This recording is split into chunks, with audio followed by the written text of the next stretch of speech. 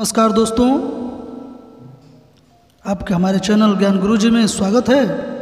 और चैनल को फटाफट सब्सक्राइब करके लाइक कर दीजिए वीडियो को, और अपने ग्रुप में शेयर नहीं किए हैं तो कर दीजिए। और चलिए फट से शुरू करते हैं। ये इस पुस्तक का पार्ट 9 और इसके जितने सारे वीडियो हैं उसका प्लेलिस्ट में अवेलेबल है। पार्ट 1 से लगा के पार्ट 8 तक आप अभी तक नहीं देखे हैं तो उसको देख लीजिए। और मेरे साथ आइए, इस सफ़र में आगे बढ़ने के लिए तैयार हो जाइए। तो मेरे डैडियों ने अलग प्रकार के पैसे के लिए कड़ी मेहनत की। जो रॉबर्ट हैं वो बोलते हैं कि उनके जो 2 डैडी हैं, एक रिच डैड जिनका वो बायोलॉजिकल फादर हैं, और एक हैं पुअर डैड। सॉरी दोस्तों, पुअर डैड का बायोलॉजिकल फादर हैं, वो पुअर डैड उनके बायोलॉजिकल फादर हैं। तो इनमें देखते हैं मेरे दोनों डैडियों ने एक ही प्रकार की आमदनी के लिए कड़ी मेहनत की। मेरे गरीब डैडी बार बार कहते थे स्कूल जाओ ताकि तुम्हें उच्च तनख्वाह वाली नौकरी मिल सके। मेरे अमीर डैडी कहते थे आप कितना कमाते हैं यह ज़्यादा महत्वपूर्ण नहीं है, महत्वपूर्ण तो यह है कि आप कितना पैसा अपने पास रखते हैं। वे आगे कहते थे अर्जित आमदनी वह आमदनी है जिसके लिए आप सबसे ज़्यादा मेहनत करते हैं और जिसे आप सबसे कम रोक कर रख पाते हैं। 50 पैसा जो परसेंटेज है, 50% पैसा। अमीर डैडी अक्सर अर्जित आमदनी यानी तनख्वाह से होने वाली आमदनी को 50% पैसा कहते थे। वे इसे 50% पैसा इसलिए कहते थे क्योंकि आप चाहें जितना ज़्यादा पैसा कमाएं, सरकार हमेशा किसी न किसी माध्यम से आपके वेतन का कम से कम 50% पैसा या उससे ज़्यादा ले लेते हैं। अगर आप आज हर साल $50,000 कमाते हैं तो कम से कम $25,000 सरकार के पास वापस चले जाते हैं, और इनमें से ज़्यादातर तो आपके हाथ में आने से पहले ही चले जाते हैं।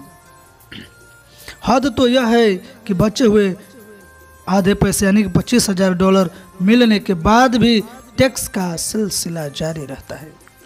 जैसा ज़्यादातर लोग जानते हैं कि आप हर समय टैक्स यानी आप पर हर समय टैक्स लगा रहता है। कमाते समय, खर्च करते समय, बचाते समय, निवेश करते समय और मरने पर भी। दरअसल मौत पर लगने वाला टैक्स बहुत ज़्यादा हो सकता है अगर आप इसकी सही तैयारी न करें। जैसा अमीर डैडी अक्सर कहते थे, अगर अपनी मौत के बाद अपने पैसे के लिए आपके पास कोई योजना नहीं है तो सरकार के पास योजना होती है। अमीर डैडी के दृष्टिकोण में यह बहुत स्मार्ट डिप्लोमेसी थी, यानी ये स्मार्ट नीति नहीं थी कि आप कड़ी मेहनत करें और सरकार को उसका 50% हिस्सा लेने दें। तो दोस्तों, कुछ साल पहले टैक्स की दर जो 50% से भी ज़्यादा थी, हालांकि यह दर पिछले कुछ सालों में कम की गई है, लेकिन इसकी भरपाई के लिए टैक्स बचाने के कुछ रास्ते बंद कर दिए गए हैं। सच्चाई तो यह है कि जब अमीर डैडी अपने कमाई के आग के शिखर पर थे तब वे अक्सर अर्जित आमदनी का 80% पैसा कहते थे, क्योंकि सरकार ऊंची आमदनी वाले लोगों से इतना पैसा वसूल करते थे टैक्स के रूप में। मेरे गरीब डैडी यह नहीं जानते थे कि अलग अलग प्रकार की आमदनी में फर्क होता है, और चूंकि वे यह बात नहीं जानते थे इसलिए उन्होंने 50% पैसे के लिए कड़ी मेहनत की और फिर टैक्स की छूट पाने के लिए एक ज़्यादा बड़ा मकान खरीद लिया। हालांकि दरअसल उनमें टैक्स से ज़्यादा छूट कभी मिली ही नहीं। आमदनी के प्रकारों के बारे में ज़्यादा ज्ञान हासिल करने के बजाय मेरे जो डैडी हैं वो प्रमोशन और वेतन वृद्धि पाने के लिए कॉलेज जाते थे, दूसरे कड़ी मेहनत करते थे, और दूसरे शब्दों में कहें तो सिर्फ 50% के लिए काम करने की वजह से उन्होंने कड़ी मेहनत की, जमकर पढ़ाई की, ज़्यादा कमाई की और ज़्यादा टैक्स चुकाया। अमीर डैडी को उन लोगों को समझने में बड़ी मुश्किल होती थी जो ज़्यादा ऊंची तनख्वाह वाली नौकरी या वेतन वृद्धि की तलाश में अपने जिंदगी को इस तरह खपा देते थे। और वे अक्सर कहते थे जब आपको वेतन वृद्धि मिलती है तो सरकार को भी मिलती है। उनके हिसाब से जिंदगी भर 50% पैसे के लिए कड़ी मेहनत करना आर्थिक दृष्टि से समझदारी भरा काम नहीं था। और दोस्तों, आपकी भी जिंदगी में केवल 50% के लिए काम करना हमारे समझ से तो बिल्कुल समझदारी भरा नहीं है। इसलिए अगर कड़ी मेहनत करना ही चाहते हैं तो अपना बिजनेस करें, अपना व्यापार करें और अपने स्मार्ट इन्वेस्टमेंट के द्वारा अपने मुकाम को हासिल करने के सेक्टर में प्रयासरत रहें। 20% पैसा, आज ज़्यादातर लोग उस पैसे पर रिटायर होने की कोशिश कर रहे हैं जिससे मेरे अमीर डैडी 20% पैसा कहते थे, जो कैपिटल गेंस से मिलता है। यह शेयर बाजार और कई बार रियल एस्टेट के भाव बढ़ने से होने वाली आमदनी है। कुछ साल पहले इसकी टैक्स दर बहुत ज़्यादा हुआ करते थे, जिसका मतलब है कि कैपिटल गेंस के लिए काम करना आज ज़्यादा स्मार्ट तरीका हो गया है। जब आप नेताओं के आरोप सुनते हैं, मेरा विरोधी अमीरों को टैक्स में छूट दे रहा है, तो उनका इशारा अक्सर निवेश की आमदनी पर मिलने वाली टैक्स छूट की ओर होती है। कई लोग आज आर्थिक दृष्टि से ज्यादा स्मार्ट हो गए हैं और वे अर्जित आमदनी के लिए उतनी कड़ी मेहनत नहीं कर रहे हैं। कई कर्मचारी स्टॉक ऑप्शंस की मांग कर रहे हैं, जो कंपनी के सफल होने पर 20% पैसे को, यानी 20% जो पैसा हो सकता है, इसके एक निश्चित प्रतिशत हिस्से को अर्जित आमदनी को माना जाता है। पोस्ट में दिया है दोस्तों, लेकिन बाद में उनके मूल्य में होने वाली वृद्धि का 20% पैसा माना जा सकता है। यानी कि 20% पैसे को अगर कंपनी के शेयर का बाजार में भाव नहीं बढ़ा तो स्टॉक ऑप्शंस बेकार हो जाएगा। सबक यह है कि लोग टैक्स में लाभों, यानी टैक्स के लाभों को जान रहे हैं और अलग अलग प्रकार के आमदनियों के लीवरेज के अलग अलग स्तरों को समझ रहे हैं। अमीरों और गरीबों के बीच की खाई इसलिए बढ़ती जा रही है क्योंकि ज़्यादातर लोग यह जानते नहीं हैं कि आमदनी कई प्रकार की होती है और वे गलत प्रकार की आमदनी के लिए कड़ी मेहनत करते हैं। दोस्तों, इसमें कुछ टेक्निकल टर्म जो डिफिकल्ट एक्सप्लेनेशन है एक्सचेंज के संबंधित, स्टॉक से रिलेटेड, आप नहीं अगर समझ पाते होंगे तो मैंने उसका भी वीडियो एक वारेन बफेट का बना के रखा है, बायोग्राफी ऑफ वारेन। उसमें टैक्स के, उसमें पोर्टफोलियो को, इन्वेस्टमेंट को बहुत ही आसान शब्दों में समझाया गया है उनकी जीवनी के माध्यम से। तो आप उनकी जो पार्ट है उसको देखिए, बायोग्राफी ऑफ बफे मेरे चैनल में अवेलेबल है, प्लेलिस्ट में आपको मिल जाएगा या वीडियो में आपको मिल जाएगा, तो आप उसको भी देख सकते हैं। ये सब चीज़ों को समझने के लिए, टेक्निकल टर्म को समझने के लिए, टेक्निकल पॉइंट को समझने के लिए, ठीक है। तो चलिए आगे देखते हैं। 0% पैसा। किम और मैं जल्द इसलिए रिटायर हो पाए क्योंकि हमने कई बार टैक्स डिफर्ड धन का प्रयोग किया, जिस मेरे अमीर डैडी 0% पैसा कहते हैं। क्या है 0% पैसा? टैक्स डिफर्ड धन कैपिटल गेन से मिलने वाला पैसा है जिस पर तत्काल टैक्स नहीं लगता है और हम इस टैक्स को जितने समय तक चाहें टाल सकते हैं। उदाहरण के लिए, हमने $5,000 का डाउन पेमेंट करके $50,000 का मकान खरीदा। 2 साल बाद हमने इसे $1,00,000 में बेच दिया। हमें $50,000 का कैपिटल गेन हुआ, लेकिन हमने उस पर 20% टैक्स नहीं चुकाया, जो लगभग $10,000 होता है। कैपिटल गेंस टैक्स चुकाने के बजाय जो आपको चुकाना ही पड़ता अगर आपको यह आमदनी शेयर या म्यूचुअल फंड से होती। इसमें इस टैक्स को टाल दिया। हमने $55,000 को, जिनमें $50,000 का लाभ और $5,000 का डाउन पेमेंट शामिल था, अपने अगले निवेश में लगा दिया। दूसरे शब्दों में, हम 2 साल में 1000% लाभ हुआ और हमें तत्काल कोई टैक्स नहीं देना पड़ा। हमने बिल्कुल कानूनी रूप से टैक्स को टाला और एक तरह से हमने सरकार के टैक्स वाले पैसे को एक ज़्यादा बड़े अपार्टमेंट हाउस के डाउन पेमेंट में दे दिया, जो $3,30,000 का था। फिर हमने बैंक के पैसे और विक्रेता की इक्विटी का इस्तेमाल करके बचे हुए $2,75,000 फाइनेंस करवा लिए, जो हमारे पास नहीं थे। जवानी में अमीर बनकर रिटायर होने के लिए हमने न सिर्फ ओपीएम यानी दूसरों लोगों के पैसे, अदर्स पीपल मनी का इस्तेमाल किया, बल्कि सरकारी पैसे का भी इस्तेमाल किया। 1988 और 94 के बीच हमने इस निवेश और टैक्स रणनीति का प्रयोग कई बार किया। अमेरिका में पेपर एसिड के बजाय रियल एस्टेट में निवेश जो है एक बड़ा लाभ टैक्स कानून में मौजूद यह वैधानिक छिद्र है। सरकार यह छिद्र इसलिए बंद नहीं करती है क्योंकि यह चाहती है कि निवेशक अपने पैसे को रियल एस्टेट में लगाए रखें, ताकि ऐसे लोगों को किराए के मकान मिलते रहें जो मकान नहीं खरीदते हैं या जो उन्हें खरीदने लायक अमीर नहीं होते हैं। यह टैक्स छूट किम और मेरे जैसे निवेशकों के लिए मौका देता है कि हम किराए के मकान का प्रचुर आपूर्ति बनाए रखें और इस तरह से मकान किराए को कम कर सकें। यह टैक्स प्रोत्साहन रियल एस्टेट उद्योग को सशक्त बनाते हैं और ये देश की अर्थव्यवस्था को भी सुदृढ़ बनाते हैं, क्योंकि रियल एस्टेट अमेरिकी अर्थव्यवस्था का एक बड़ा सेक्टर है। अगर रियल एस्टेट उद्योग को धक्का लगता है तो पूरे देश को धक्का लगता है। टैक्स मुक्त पैसा, टैक्स मुक्त पैसा कमाने की कई तरीके हैं। एक तरीका तो टैक्स मुक्त म्युनिसिपल बॉन्ड में निवेश करना है। उदाहरण के लिए कोई व्यक्ति 5% ब्याज दर पर टैक्स मुक्त बॉन्ड $1000 का निवेश करता है, तो दोस्तों इसका मतलब यह हुआ है कि इस व्यक्ति को हर साल टैक्स मुक्त $50 मिलेंगे। हालांकि यह बहुत रोमांचक नहीं लगता है, लेकिन कई मौकों पर इस तरह का लाभ वांछनीय होता है। 0% पैसे से टैक्स मुक्त पैसा। टैक्स टालने का एक और तरीका यह होता है कि आप अपनी जायदाद की मरम्मत के नाम पर डिप्रिसिएशन ले लें।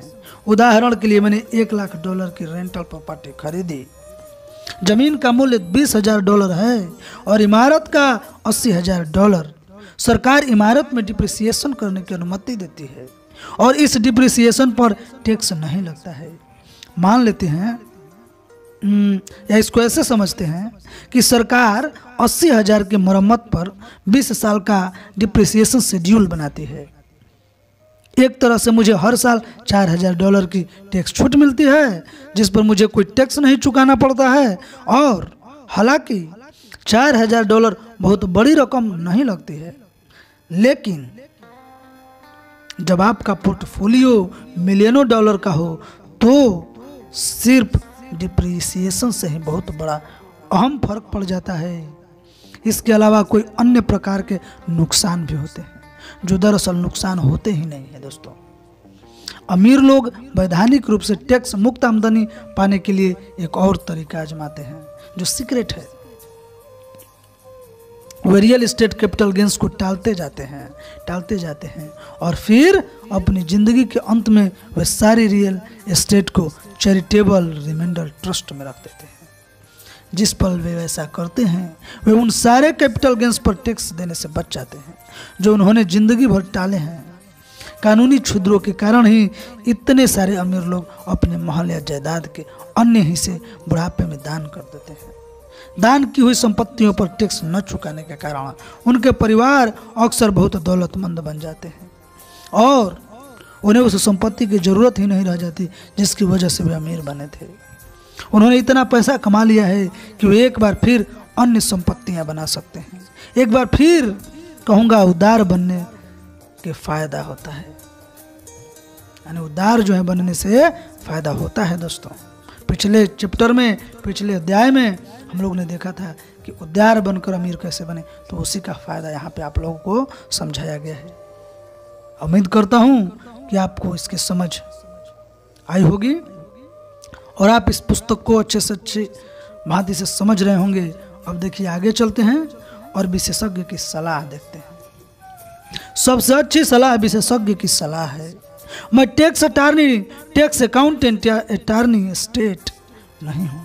यह कानूनी क्षेत्र बहुत विशेषज्ञता पूर्ण और जटिल है, जिनके लिए आपको विशेषज्ञ की सलाह की जरूरत होती है, खास तौर पर तब जब आप अमीर हो या अमीर बनने की योजना बना रहे हों। जैसा अमीर डैडी अक्सर कहते थे, मुफ्त सलाह सबसे महंगी सलाह होती है। यह सलाह आपको अपने उन दोस्तों और रिश्तेदारों से मिलती है जो अमीर नहीं है और जिनकी अमीर बनने की कोई योजना नहीं है। दोस्तों, बुरी सलाह क्या होती है? तो आपको न सिर्फ दोस्तों और रिश्तेदारों से बल्कि तथाकथित प्रोफेशनल वित्तीय सलाहकारों से भी बुरी सलाह मिल सकती है। कई लोगों को यह सलाह दी जाती है कि सबसे अच्छी टैक्स छूट मकान बनाने में मिलती है। मेरी राय में यह बुरी सलाह किस श्रेणी में आती है? अमेरिका में ब्याज में चुकाए गए हर डॉलर के लिए सरकार आपको टैक्स में लगभग 30% की छूट देती है। इंस्टेंट 30% डिस्काउंट आपको मिलता है। इसका मतलब यह है कि अगर आप सरकार को $1 देते हैं तो यह आपको 30 सेंट की छूट दे देती है। अगर आपको समझदारी दिख रही है तो आप मुझे $1 भेज दें और मैं आपको 50 सेंट वापस दे दूंगा। अधिकांश सलाहकार आपको एक और छोटी सी बात नहीं बताते हैं कि जब आपकी अर्जित आमदनी $1,25,000 से ज़्यादा होने लगती है तो हाउस लोन के ब्याज में मिलने वाली टैक्स छूट जो है कम होने लगती है। अर्जित आमदनी के लिए कड़ी मेहनत न करने और टैक्स छूटों के लिए बड़ा मकान न खरीदने का यह एक और कारण है। टैक्स बचाने का सबसे अच्छा तरीका, पिछले अध्याय में मैंने बताया था कि कुछ लोग जिसे स्मार्ट तरीका मानते हैं, दूसरे लोग उसे जोखिम भरा तरीका मानते हैं। मैंने बताया था कि मेरे गरीब डैडी नौकरी की सुरक्षा को स्मार्ट मानते थे, जबकि मेरे बिजनेस बनाने की तरीका जो था उनके नज़रों में जोखिम भरा था। मेरे अमीर डैडी इसका ठीक उल्टा मानते थे।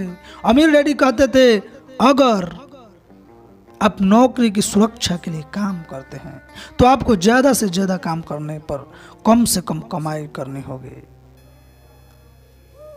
मेरे लिए तो यह थोड़ी सी सुरक्षा की बहुत ज़्यादा कीमत चुकाना है। दोस्तों, मेरे बचपन में जो बातें सही थी वही आज भी है। आज भी कम काम करके ज़्यादा पैसा कमाने का सबसे अच्छा तरीका अपने बिजनेस का मालिक बनना है।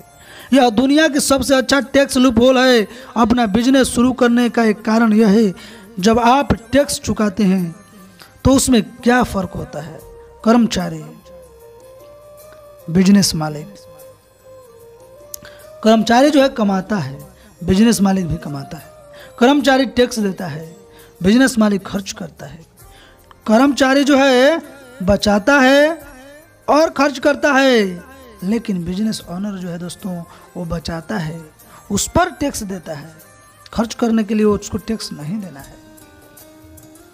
आज कर्मचारी टैक्स के बाद मिलने वाले पैसों से जिंदगी की अच्छी चीजें खरीदता है। ऊपर के जितने सारे स्टेटमेंट है दोस्तों, कर्मचारी कमाता है, ये भी कमाता है। कर्मचारी टैक्स देता है, ये खर्च करता है। तो किस तरीके से बिजनेसमैन खर्च करता है उसके बाद टैक्स देता है, ये देखिए यहाँ पे समझाया गया है। अच्छी चीज़ें खरीदता है।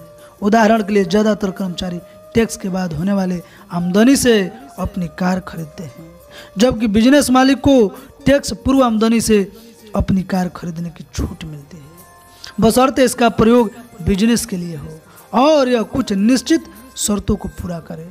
अगर आप 50% पैसे के लिए काम करते हैं तो आपकी कार आपके बॉस की कार से बहुत ज़्यादा महंगी हो सकती है। भले ही आपकी कार की कीमत कम हो, फुटबॉल टिकट, यात्राएं या डिनर, अपने बच्चों के लिए डे केयर और अन्य लाभ भी अक्सर टैक्स पूर्व आमदनी से खरीदे जा सकते हैं।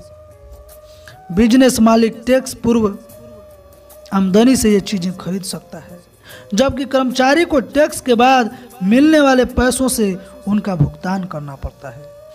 वैसे ये खर्च व्यवसाय की दृष्टि से वैध खर्च होने चाहिए और इन पर सीमाएं हो सकती है। जो अमेरिका में ज़्यादातर लोग न सिर्फ 50% पैसों के लिए काम कर रहे हैं, बल्कि वे जीवन की अच्छी चीज़ों के लिए उस पैसे से भुगतान कर रहे हैं जो पहले ही आधा हो चुका है। जब मैंने अमीर डैडी के साथ इस फर्क का अध्ययन किया तो मुझे जल्दी ही यह एहसास हो गया कि नौकरी की सुरक्षा की कीमत बहुत ज़्यादा थी।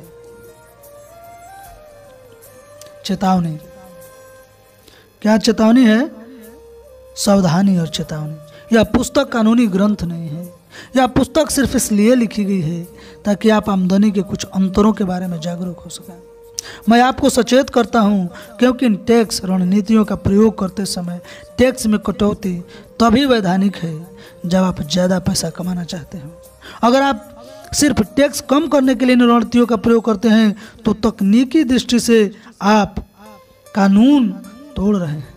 यह एक बहुत महत्वपूर्ण बिंदु है और इसलिए मैं आपको सलाह देता हूं कि आप अच्छी से अच्छी टैक्स सलाह लें। मैं बहुत ऐसे लोगों से मिला हूं जो सिर्फ टैक्स बचाने के उद्देश्य से काम करते हैं और सरकार उन्हें बहुत गंभीर सजा देती है। एक बार फिर कानून को इस क्षेत्र में सर्वश्रेष्ठ प्रोफेशनल सलाह अक्सर अनमोल होता है। तो वैधानिक चेतावनी पढ़ लिए जो आपके लिए इतना जरूरी नहीं दोस्तों, बस आपको समझना जरूरी है कि किस तरीके से अमीर माइंडसेट का जो ब्रेन होता है वो चीज़ों को समझता है, किस तरीके से अपने फाइनेंशियल आईक्यू को बढ़ाकर आप प्रोफेशनल आईक्यू तक स्मार्ट बन सकते हैं और एक दौलत की प्रचुरता में प्रवेश कर सकते हैं।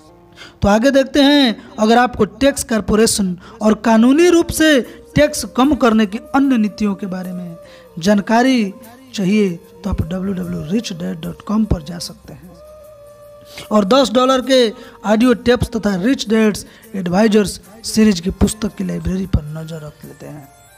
इन ऑडियो टेप्स में तकनीकी विषयों पर मेरे कुछ सलाहकारों के इंटरव्यू हैं जो सिर्फ जानकारी देते नहीं हैं, जबकि पुस्तक के हमारे सलाहकारों ने उनकी व्यक्तिगत विशेषज्ञता के क्षेत्र पर लिखी है।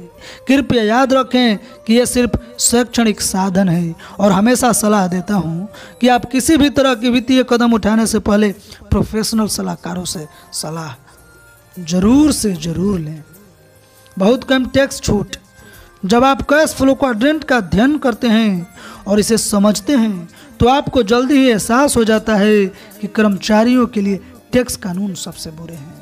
दरअसल सबसे कम तनख्वाह वाले कर्मचारी सबसे ज्यादा प्रतिशत टैक्स चुकाता है। वाकई सरकार कर्मचारियों की सुरक्षा के लिए बहुत बढ़िया काम करती है। इस क्वाड्रेंट में भी ई क्वाड्रेंट से ज्यादा टैक्स लूपहोल होते हैं। तो दोस्तों, बी क्वाड्रेंट जो है सबसे अच्छा क्वाड्रेंट है क्योंकि यह आपको अलग अलग क्वाड्रेंटों में मौजूद अलग अलग टैक्स कानूनों का लाभ लेने की अनुमति देता है। उदाहरण के लिए बी क्वाड्रेंट के व्यक्ति के रूप में ई क्वाड्रेंट, एस क्वाड्रेंट और आई क्वाड्रेंट के टैक्स लाभ उठा सकता है। यह उन लोगों के लिए संभव नहीं है जो केवल ई या एस क्वाड्रेंट में हो। दूसरे शब्दों में, अगर आप कर्मचारी या सेल्फ एम्प्लॉयड प्रोफेशनल हैं, जैसे अमेरिका में वकील या डॉक्टर, तो आप उन लूप होल्स का लाभ उठाने के इजाजत नहीं मिलेगा जिसकी इजाजत बी क्वाड्रेंट के व्यक्ति को है। इसलिए ध्यान रखिए कि सुविधाजनक होने पर बी क्वाड्रेंट का व्यक्ति ई, एस और आई क्वाड्रेंट के कानूनों के लाभ तो उठा सकता है, लेकिन उसे बी क्वाड्रेंट में होना होगा। एक बार फिर अगर आप इन कानूनों का लाभ उठाना चाहते हैं तो योग्य वित्तीय व टैक्स सलाह तथा बिजनेस महत्वपूर्ण है। सॉरी दोस्तों, योग्य टैक्स सलाह तथा नियोजन जो प्लानिंग है, टैक्स एडवाइजरी कमेटी तथा प्लानिंग इंपॉर्टेंट है। आप किस तरह के पैसे के लिए कड़ी मेहनत कर रहे हैं यह आपको सोचना है। चलिए आगे देखते हैं। सवाल यह है कि आप किस तरह के पैसे के लिए कड़ी मेहनत कर रहे हैं। अगर आप 50% पैसे के लिए काम कर रहे हैं तो आपको उस व्यक्ति से ज़्यादा मेहनत करनी पड़ेगी जो कम महंगे पैसे के लिए काम करता है। सबसे महंगा पैसा ई क्वाड्रेंट का होता है। अगर आप किसी सीपीए से पूछें तो आपको बता देगा कि ई क्वाड्रेंट में वह आपकी बहुत कम मदद कर सकता है। सरकार ने इस क्वाड्रेंट के लिए ज़्यादातर रास्ते जो है क्लोज करके रखे हैं दोस्तों। ई क्वाड्रेंट यानी कर्मचारी क्वाड्रेंट, ई क्वाड्रेंट माने एम्प्लॉय क्वाड्रेंट, और आप अच्छी तरह समझते हैं एम्प्लॉय क्या होता है। और ऐसे लोगों के लिए सबसे अच्छा टैक्स लाभ है 401 के। मेरे पास भी एक है। आप सुरक्षित, आरामदेह या अमीर, चाहे जो भी बनने के लिए योजना बना रहे हों, हर व्यक्ति को अपनी 401 के योजना का अधिकतम लाभ उठाना चाहिए। ई क्वाड्रेंट के बहुत लोग के लिए यही इकलौता सच्चा लूप होल्स उपलब्ध है। 401k के साथ समस्या, द प्रॉब्लम विथ 401k।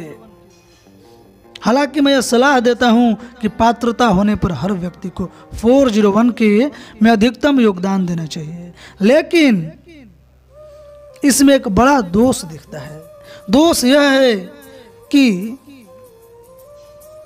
आप इसमें पैसा बचाते हैं और उम्मीद के मुताबिक इस पर 20% कैपिटल गेंस नहीं लगता है, लेकिन जब आप इसे रिटायरमेंट के समय निकालते हैं तो आप पर अर्जित आमदनी की 50% टैक्स दर से टैक्स लगता है।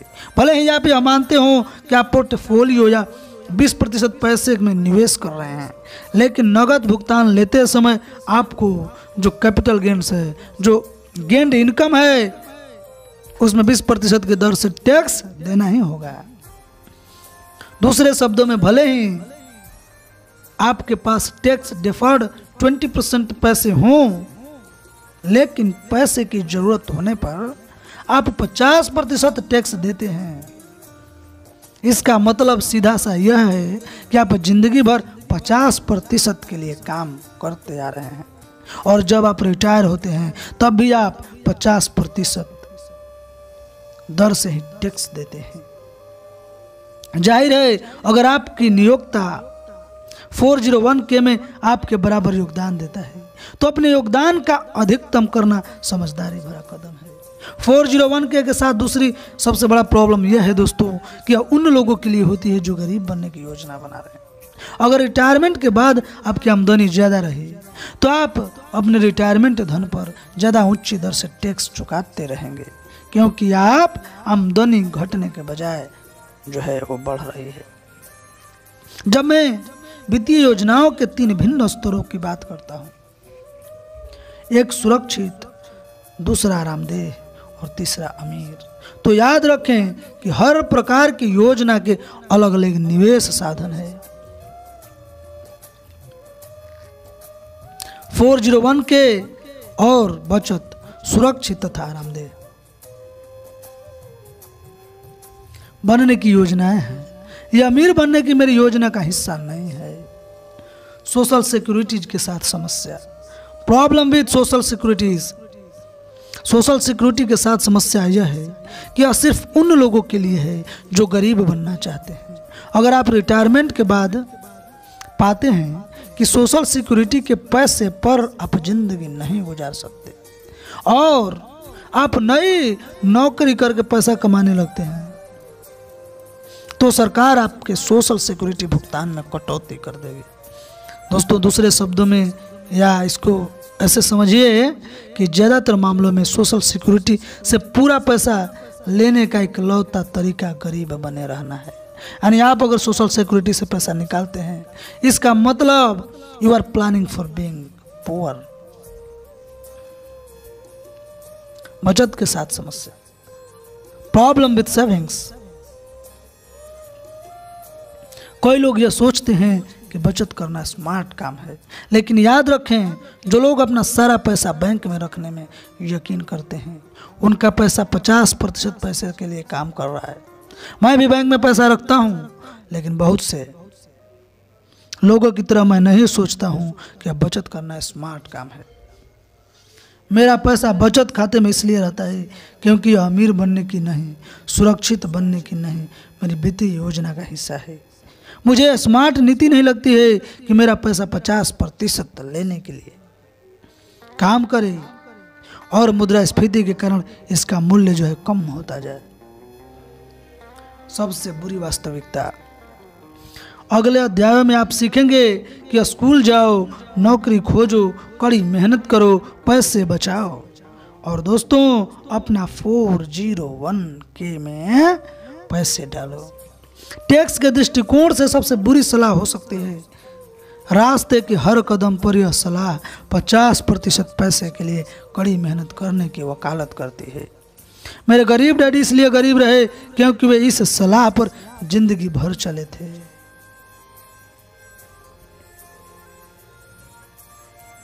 और अपने बच्चों को भी यही सलाह देते थे। पैसे के मामले में यह उनकी इकलौती वास्तविकता थी। ओनली सिंगल रियलिटी, टैक्स लाभ वाली ज्यादा आमदनी कैसे पाएं। अगर आप जवानी में अमीर बनकर रिटायर होना चाहते हैं तो आपको मेरे अमीर डैडी की सलाह पर चलने की जरूरत है और उनकी सलाह अपने काम से काम रखने के विचार से शुरू होती है। जब छोटा घरेलू बिजनेस शुरू करके फ्रेंचाइजी खरीदकर या नेटवर्क मार्केटिंग कंपनी का सदस्य बनकर आप टैक्स लाभ की आमदनी हासिल कर सकते हैं। अगर आप टैक्स लाभ वाले डॉलरों का प्रयोग करके अपने कुछ खर्च कम कर सकते हैं तो आप आर्थिक दृष्टि से आगे निकल रहे हैं। लेकिन हमेशा याद रखें, आपका प्रमुख उद्देश्य टैक्स बचाना नहीं, ज्यादा पैसे कमाना होना चाहिए। एक को टैक्स नियोजन माना जाता है जबकि दूसरे को टैक्स में चोरी कहा जाता है। दोस्तों, अगर आप यह जानने में दिलचस्पी रखते हैं कि टैक्स लाभ वाले डॉलरों के लिए काम कैसे किया जाए तो हमारी वेबसाइट पर अन्य प्रोडक्ट्स खोजें जो ज़्यादा ज्ञान चाहने वाले लोगों की मदद करते हैं। उदाहरण के लिए मेरे व्यक्तिगत tax accountant Diane Kennedy CPM ने 2 प्रोडक्ट्स तैयार किए। वे प्रोडक्ट हैं your first step to financial freedom. Your first step to financial freedom 4 audio cassettes और वर्कबुक, और दूसरा है the loophole of the rich dad adviser series की पुस्तक जिसका प्रकाशन वार्नर बुक्स ने किया है। इससे आपको गहरा विश्लेषण मिलेगा कि बिजनेस मालिक बनने से आपको टैक्स में कौन कौन से लाभ मिल सकते हैं। हमेशा याद रखें कि हालांकि प्रोडक्ट अच्छे हैं लेकिन ये प्रोफेशनल सलाहकारों के विकल्प नहीं है। टैक्स रणनीति उन लोगों के लिए खुद करने वाला काम नहीं है जो अमीर बनने और बने रहने के बारे में गंभीर हैं। ये 2 प्रोडक्ट्स योग सलाहकार खोजने में आपको मदद करेगा क्योंकि इन प्रोडक्ट से आपको पता चल जाएगा कि आप किस तरह के विशेषज्ञ की तलाश करें और उनमें ज़्यादा बुद्धिमत्तापूर्ण सवाल कैसे पूछें। तो दोस्तों, आज यहीं तक और मुझे दीजिए इजाज़त। चैनल को अभी तक लाइक नहीं किए हैं तो वीडियो को लाइक कर दीजिए, चैनल को सब्सक्राइब करके फटाफट अपने ग्रुप में शेयर कर दीजिए। मैं भी आपका दोस्त हूँ, आप हमारे ही परिवार हैं और आपके परिवार का मैं भी सदस्य हूँ। तो मेरा सपोर्ट कीजिए और चैनल को सब्सक्राइब कराकर मुझे अपना आशीर्वाद है वो कमेंट के माध्यम से ज़रूर बताएं कि मैं और आपकी कैसे सेवा करूं। और अब दीजिए मुझे इजाज़त। जय श्री राम, जय हिंदुस्तान। कोरोना का भीषण महामारी है, इसमें भी आप बचकर रहिए। बिना जरूरत हो तो घर से बाहर न जाइए। अपना ख्याल रखिए और सुरक्षित रहिए।